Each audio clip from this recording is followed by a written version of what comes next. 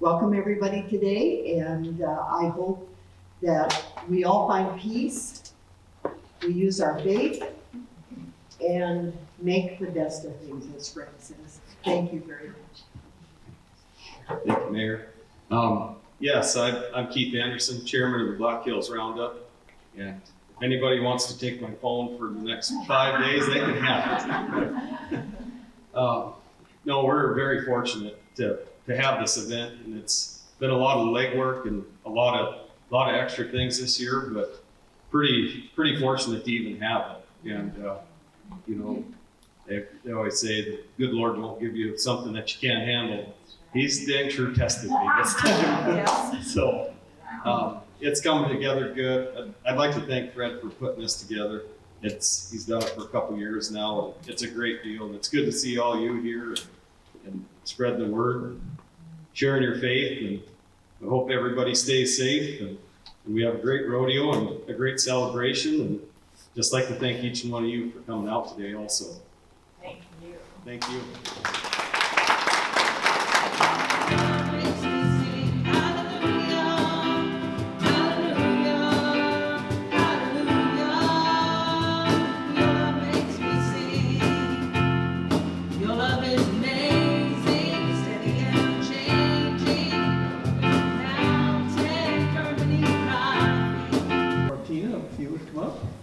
Martina Loobey is the reigning Miss Rodeo South Dakota.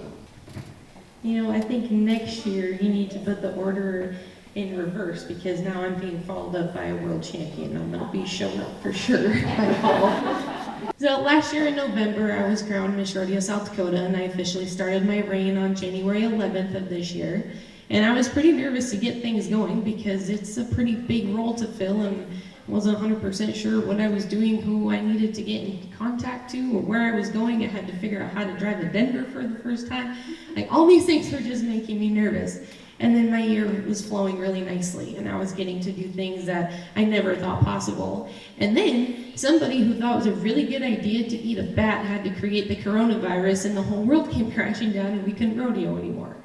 And I was in Houston, Texas. I was a pivot girl in Rodeo Houston, and I had only gotten to ride 2 performances when they said, we need to get everything out of the NRG stadium in like 2.5 hours, which meant all the horses, all the tack, just everything, and get it loaded out. If you've ever been to churches, you know that's kind of the only 2 times you might see some people is Easter and Christmas. And I think that's what we're missing right now. If you are in fear, well then you're not in faith. So how do we get in faith? Well, we only get in faith by hearing and hearing the Word of God. And that's just not on Easter and Christmas. That's over and over. That's a daily thing. That's our daily bread.